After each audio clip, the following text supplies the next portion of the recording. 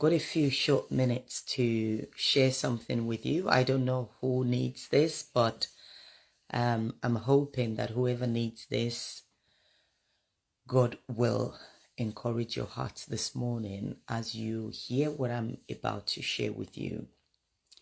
Hi, ladies. Good morning. Good morning. Good morning. Good morning. Good morning.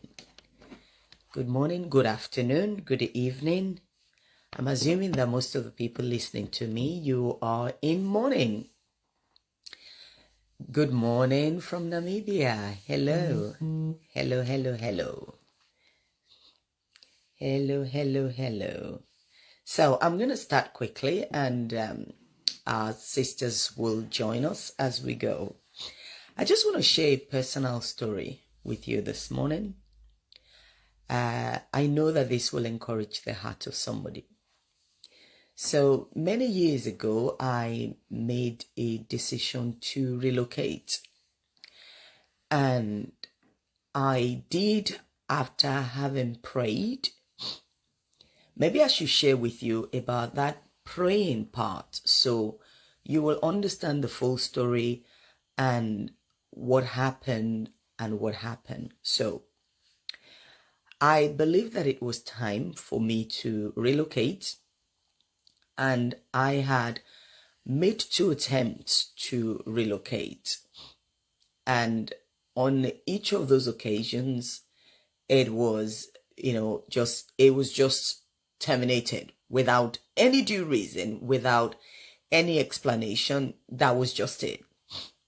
When you're trying to go to a country and they will not even listen to what you have to say, and you apply for a visa, the request gets turned down, and you were just told, no, you're not going. All this while, I was born again, a child of God, serving God, dutiful. And I don't think I asked God many questions because I just thought that it wasn't quite time for me to relocate. So I went the first time and the visa was denied.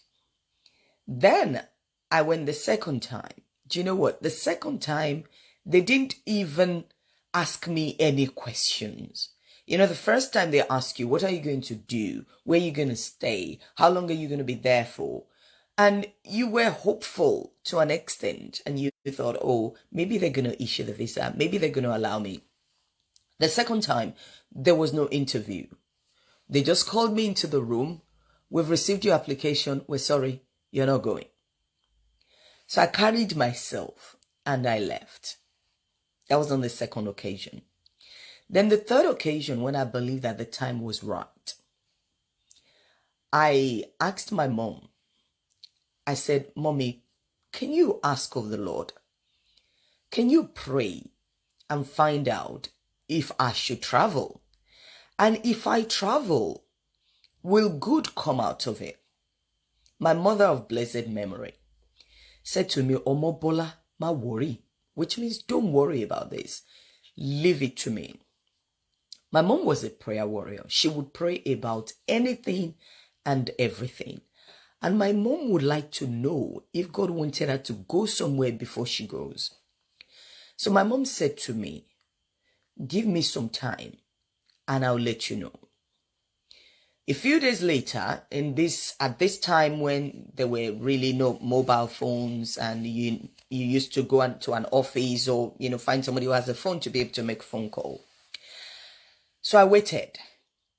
I waited for word back from my mother to confirm that it was time for me to move. I'm hoping you will understand why I'm sharing all these details with you. After some days, my mom came back and said, Omobola onotishi. And that is Yoruba. It just means the way is open. The gates are open wide. You may now go. Because I had failed before, I didn't want to fail again. That was why I asked my mother, a woman I trusted, to pray, to hear from God, and no sentiments. I asked her, and she said to me, Omobola onotishi, based on my mom's instruction that onotishi, I then applied for a visa again. I got all my documents and I headed out to the interview city. I was absolutely fine when I left my city. There was nothing wrong with me. When I arrived the city, there was nothing wrong with me. Overnight, until the morning of the interview, there was nothing wrong with me. I turned up at the interview venue. I had developed a cold. I was sneezing, I was coughing, and I was like, God, why should I fall ill on a day like this? I sat down, waited for my turn to be called in. If you've been to these embassies before, you know what they are like. People took their turn. Some people went in. They took like 40 minutes. Some went in, took like an hour. They were coming out and going in and coming out and going in with people's faces looking very serious. When it was time for me to go in, I went in and I sat down. I don't remember who interviewed me. I think it was a man. And he says, hello. I said, hello. Ouch! Ouch! Ouch! I was sneezing and I was spluttering. This gentleman took one look at me and said, I better sort you out quickly so you don't pass your germs to me. When are you traveling? I said, next week, Monday. When are you traveling? I said, I better sort you out quickly so you don't pass your germs to me. When are you traveling? I said, next week, Monday. He looked at my paper. He did not ask me a single question after that. He said to me, come for your passport at 2:00. I got up and walked out of the room. And the person who was sitting beside me, whose turn it was to go in, says, oh, what happened? Did you forget something? I said, no, the interview is over. He said, oh, sorry. I said, for what? He said, oh. I said, I'm coming back to collect my passport later. If they didn't give you a visa, they gave you your passport immediately. If they ask you to come back later, it's because they're working on your passport to issue the visa. So I went out and I started to pace up and down that street, praying. I couldn't go anywhere. Walked up and down, praying in tongues, praying in the spirit, praying in tongues, praying in the spirit. I did that up until about 2:00. 2:00, the gates were open. I walked back in there. I collected my passport, and the minute that passport was handed over to me, I looked at the clock. It was 15 minutes past 2. I went out. I looked for a place I could make a phone call, and I called my mother. And my mother said to me, Omo Bola, kí ló ṣẹlẹ̀ ní 15 minutes past 2. I said, Mommy, that was the minute they handed over my passport to me. And my mother said, Orí ekún ni mo ti wà látàárọ̀. Nígbà tó di 15 minutes past 2, Olúwa ní kí n dìde. Let me translate that to you. My mother asked me what happened at 2:15. And I said, Mommy, that was the minute they handed my passport over to me. And my mother said to me, I had been on my knees in prayer. At 2:15, the Lord told me, get up. I've shared that with you so you could see the story or hear the story behind my arrival into the country. So, number 1, I had been denied twice. Number 2, I asked of the Lord, should I go on the 3rd occasion, because I did not want to be defeated again. Hope deferred makes the heart weary. Even in something that God had spoken about, the timing still had to be right. And I had to get help because I was starting to fail in my judgment and assessment of what was right and what the timing was. And I got help. I got help from God. I got help from my mother. What was the help that God gave me? God gave me the help of what seemed like an illness. You can't believe me. I don't remember how that sneeze and cough disappeared. I don't remember. Now I'm talking about it. I'm just asking myself, what exactly was that? How exactly did that get cured? How did it disappear? Because I don't remember coughing or spluttering after that interview. God just put a little something there. Because why? I don't remember now what the details of the person who interviewed me.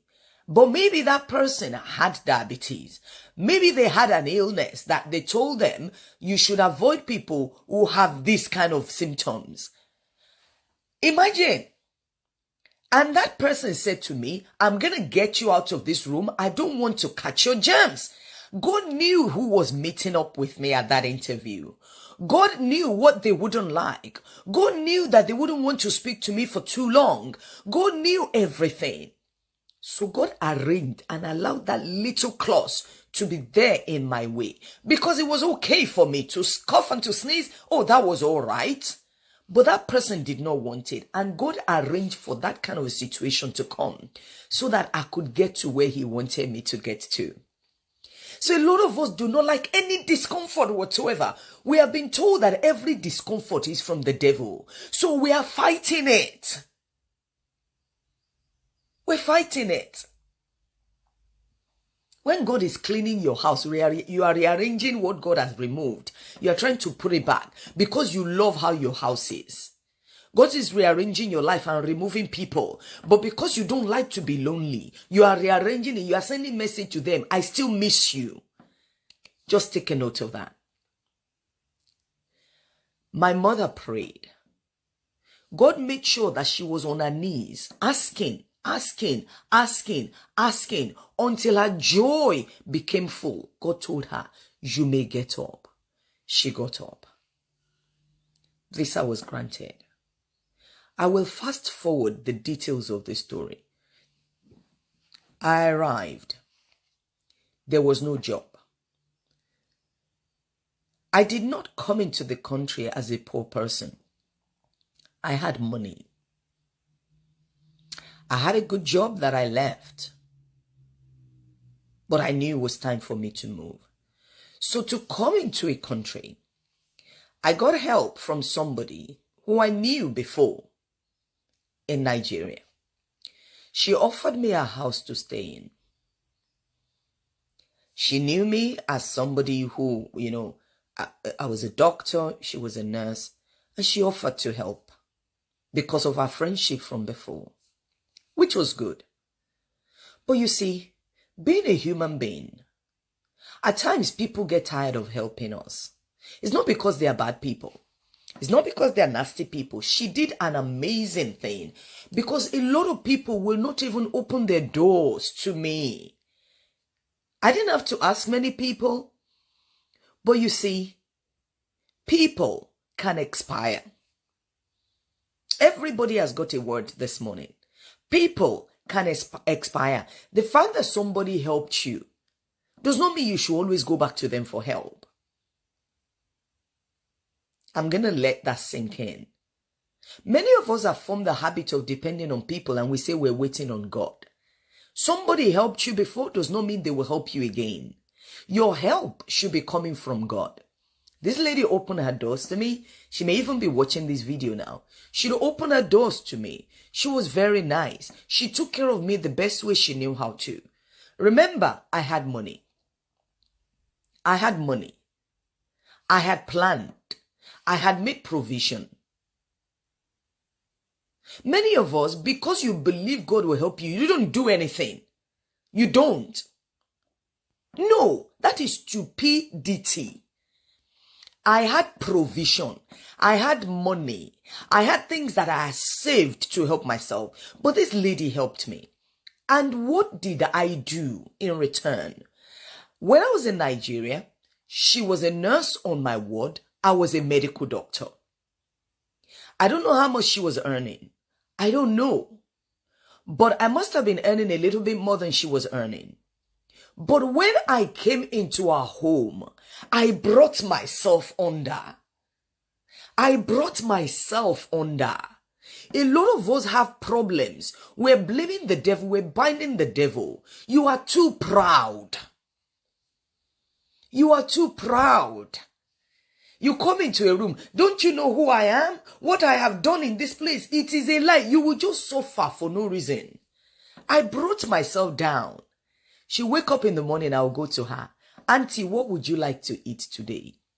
Auntie, you know, I've cleaned the sitting room. I've cleaned this place. I've cleaned that place. Many people will say, God sent me into this land. You want to start from the top. You will fall.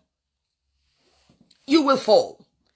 God ushered my feet, my steps into the land, but I still had to go all the way down. I still had to lower in fact, that was the lowest I could be. That was the lowest I could be. At times on Saturdays, I will stand on my feet.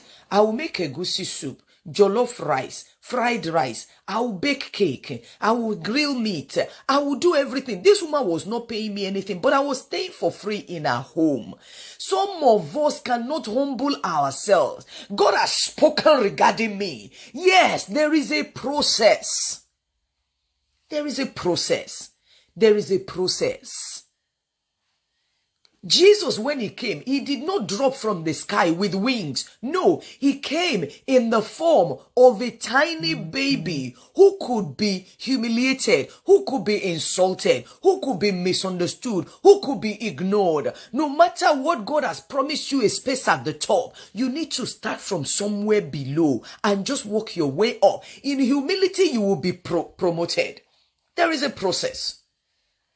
My dear sisters, I stayed in the house of this lady. And then there was an encounter. Remember, my visa was supernatural. It was supernatural. The access that God gave me was supernatural. I had money. All this while I'm talking about that I was serving, I was cooking, I was washing. I had money. I had money. But nobody knew much about me. Nobody knew what I had. Whatever I wanted to buy, I could buy. But I wasn't spending. I was waiting.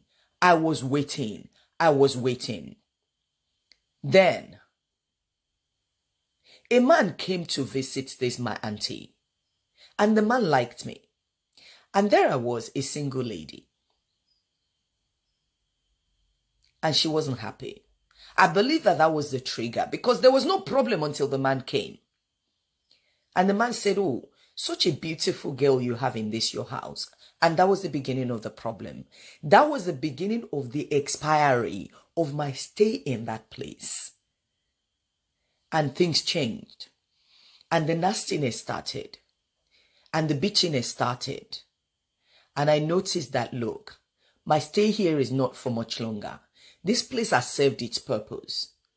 And one day, because I was attending a different church from this my sister. One day, it was in February. This February. How God reminded me of this morning, I do not know. On this anniversary of this day, many years ago, it was a Sunday. I went out to church. There was a place they used to keep the keys for me. And the little girl who stayed in our house would normally keep the key when she goes with her mom to the church.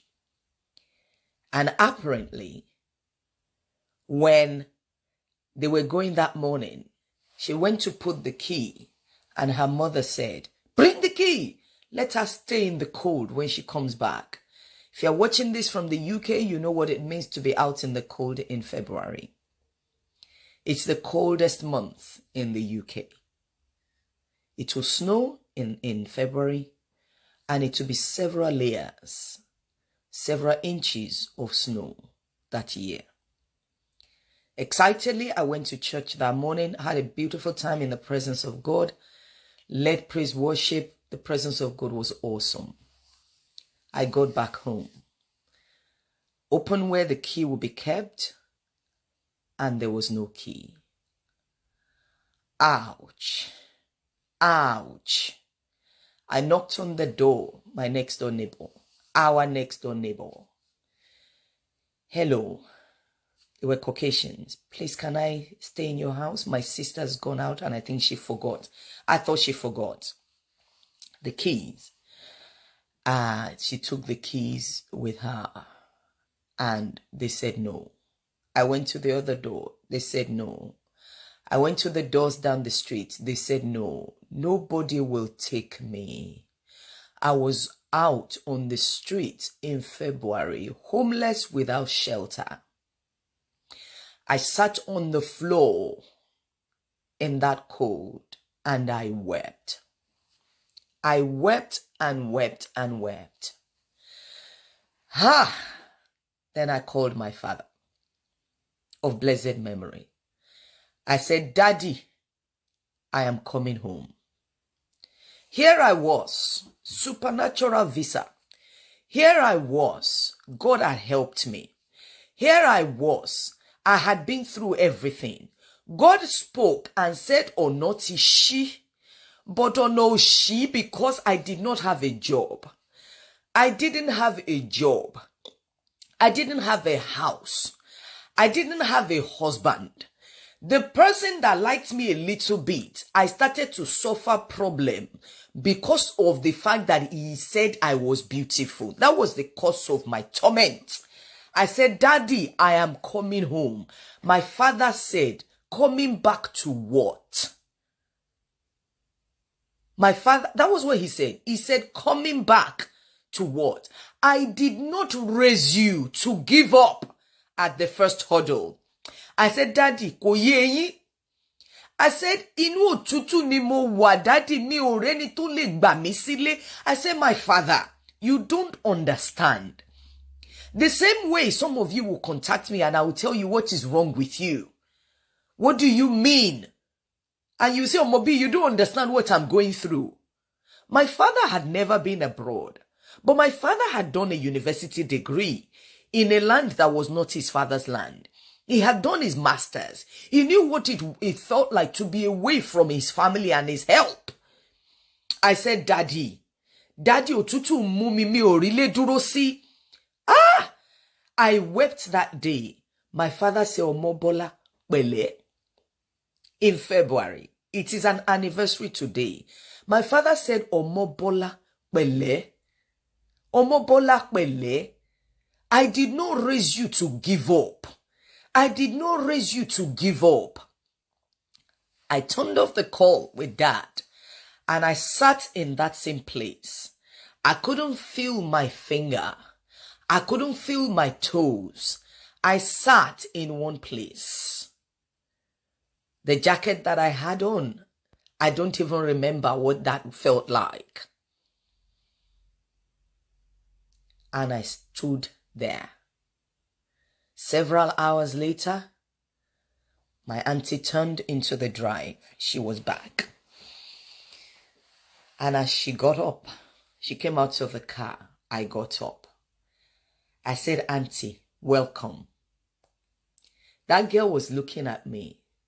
I got inside the house and I asked my auntie, what would you like to eat? What do you want me to cook for you? That was the first word I said to her after saying welcome.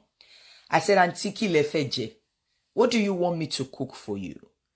That little girl could not hold herself back anymore. She just burst out in tears. Auntie Bola, Auntie, and the girl started to weep. She said, who are you? She said, in spite of she was the one who spilled it. She was the one who disclosed what had happened. She said, after everything that mommy has done to you, Auntie Bola, after everything mommy has done to you. The lady walked upstairs, and then the girl ended up telling me that she went to put the key where the key would be. But her mom said, take the key, let her stay in the cold. My dear sisters, that was the end of February. That same February, before the month ended, I got the offer for my first job in the UK. And I moved out. I moved out from that accommodation. I became independent. I became free. That February. That February, I met my husband. That February, I met my husband. That February, I'm still going to repeat this again. That February, that same February, when I told my father that I was coming back because of the difficulty, I got an offer to work as a doctor. That same February, I met my husband on an online platform. That same February. That same February. What is the challenge this morning? What? What is it? What is it? I mean, what is it? What is it? You may have suffered some things, and you're thinking, this is it. Life is not worth living. I had to go through the details of this testimony bit by bit so that you will understand. God promised He is not a man. When God told my mother that Onotishi, which means the doors, the gates are open wide, it does not usher us into trouble. You may suffer pain a little while. You may suffer pain for a little while. You may suffer pain for a little while. A little while. Night time is always the worst time for those in pain. Why? There is no distraction. What did I need at that time? I needed one to regularize my stay. I needed a companion because I was lonely. I needed an accommodation. Everything that I needed in one package, washer. Heaven released to me. Just after I had just tried to give up. My sisters listening to me, and maybe the men watching me this morning, on this day, many years ago, I was also at the point of giving up. I thought there was no need to persist any longer. There was no husband. There was no job. There was no accommodation. Within 2 weeks, I had met a fiancé. I had been offered a job. I had a salary that I could pay my rent about how many times? Over. From one encounter. One encounter. I left that my auntie's place. No grievance. No offense. I left. No grievance. No offense. The Christmas before, I had cried before God. I said, Father, you said you set the lonely in families. You said you set the lonely in families. I said, I am lonely. That was Christmas Day or Boxing Day. I prayed that prayer because there was a party in my auntie's house. People came with their husbands, with their children. Everybody was happy. I had cooked. I was on my feet. I was tired. People were getting presents. Nobody thought about me or Mobola because there was no boyfriend, there was no fiancé, there was no father, no mother, nobody near me to care. Everybody was having fun and I was like, God, why? I have asked God questions before. I have thought he was not listening before. I had thought of giving up before. I had thought that God was, had traveled and gone on annual leave before. I am not claiming to tell you that, I'm not here to tell you that I was superb. But by the next Christmas, I bought Christmas present and went back to my auntie's house. I said, Auntie, I brought Christmas present for you. I went with a lovely perfume. I can never forget that perfume. I bought it and I took it to my auntie. I said, thank you. Thank you. You know, when the Bible says that what they planned for evil, the Lord used it for my good. People are treating you badly, it's okay. Let them push you into your testimony. Don't hold offense. Don't hold offense. Don't hold offense. A few years ago, about 4 years ago, this is the funniest part of it. I was invited to minister somewhere at a women's ministry in London. And I stood up there to speak. And as I spoke, after I finished speaking, there was a hand raised somewhere in the hall. And when that lady stood up and she said, Omobola, I am here. It was my auntie. It was the same woman. She said, her story is true. I am the woman she stayed with. I hugged her tight. I said, Eshe. I hugged this woman tight. Why? Because she opened her doors. She didn't have to do it. She may have errors. She was not perfect. But this woman housed me. This woman fed me. A lot of people are ungrateful. Ungrateful. Someone helped you when they had the ability to. Because they could not finish the help, you start talking about them in a bad manner. Hey! Some of us, we would never get our testimonies because of attitudes. Like I told you today, I don't know why God wanted me to do this talk, but I'm going to do it anyway. They paid your children's school fees last term. This time you approach them, they said they don't have. You start to talk bad about them. Remember, they were good to you before. Some of us hinder our testimonies. I shared something on my wall a few weeks ago. The things that hinder you, the things that the enemy uses against you, ingratitude, ungratefulness. You talk about people badly. After they have loved you, they have supported you.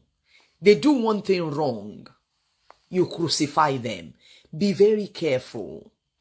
The enemy always has a way of tying things to your feet so that you cannot move forward. My dear sisters, that my auntie was sitting in a crowd of women that I was admonishing. As I shared my story, and I said, this is what my life has been. She was shouting. She said, that is my sister. She said, Omobola, you are my sister. I said, Auntie, Eshe for housing me. Eshe for feeding me. Eshe for taking care of me. We met and we hugged. There was no offense. There was no anger. She had grown. I had grown. She had realized what she did. Even I. Thank God I was not speaking about her in a bad way, because she was sitting in that crowd and I did not know. And you can imagine the women, tears were coming down because they suddenly realized that I was a sister looking after my own sister. And she was a sister who looked after me in my moment of need. Sisters, I'm going to round this up this morning. I don't know for how long this has been going on. One, if you're going through hell, don't stop. Except you've led yourself into that hell. Don't stop. The Bible says that there is no temptation, there is no challenges that have come to you except that which is common to man. It is common to man. It is common to man. It is common to man. You are not the only one going through what you're going through. You're not the first person to go through it. Are you jobless? I was jobless. Are you single and there's no man coming? I was there. Were you without an accommodation and you were on the streets? I was there. Does it show on me when you look at me? No. No. It's not written on my forehead that I've been through all these things. God has brought me out. And if he did it for me, he will do exactly the same for you. It is that simple. It is that simple. The Bible says that to him that is joined to the living, there is hope. Hope, wah. What you are going through now is not the end of the story. I need hope, wah. There is hope. There is a future. During that time, I was waiting for the man that God would give me. Many people came up. I was lonely. Many people came. It wasn't as though they were not coming. People were coming. Single sisters, people were coming. People were coming. If you're a single lady and you live in the country that is cold, you know what that means. Some cold will enter inside your bone marrow. You just need somebody to hug you. Don't rush into the arms of the wrong people because you are cold. February will soon finish. Summer will come. Summer will come. That even you'll be removing clothes so that you can be warm. Summer will come. Don't give your life away because of warmth and embrace. I recovered from that winter. The next summer, I had somebody to hug if I wanted to hug. Yes. I had somebody to hug if I wanted to hug. What is your story today? That you are feeling as though it has finished. It have not finished. It have not finished. It hasn't finished. Summer will come. Cold will go. Don't let a temporary problem make you make a choice that will give you a permanent problem. Did you get it? There are many things to pick from what God wants me to share with you this morning. On the anniversary of my toughest times in my life, on the anniversary of my beautiful time in my life, God has merged the two together. This February, I remember the pains. I remember the desperation I had. I remember how I felt that God had left me. I remember how I felt all alone. I remember how I asked God why. I remember how God, within 2 weeks, changed everything around. Everything around. I was single. I had a fiance. Within 2 weeks, I met the man whom I'm married to today. 2 weeks of saying that I'm alone. There is nobody here. I'm alone. I don't know what to do. God brought somebody. I met my husband within 2 weeks of that encounter. I got a job offer within 2 weeks of that encounter. I could afford to pay for my accommodation in the UK within 2 weeks of that encounter. How about if I committed suicide on that day? Where will you hear this testimony today? I beg, sis, wipe your tears. You hear me? Wipe your tears. As long as you can breathe, as long as you can breathe, this story will change. You hear? Okay. Thank you for watching. I am now going to make a nice cup of tea. It is still very cold outside. It is still cold. I was the one who went into the cold that year. It may be you in the cold today. God has a plan for you. You will not always be in the cold. You will not always be in the cold. You hear? God bless you. This video, I'm going to load it on YouTube, and I will load it on Facebook and on IGTV. You may want to share. I love you too, my dear sisters. Let nobody look at me as though my life is all perfect and I don't have any problem. I don't have any problem in Jesus' name. But I just had to share with you how it all started. This is only one out of the many. I'll load this video, as I said, on YouTube. Please share. A woman somewhere, even a man somewhere, needs to hear this. Have a lovely weekend. And I'll see you on Monday evening at Possessing the Gate. God bless you.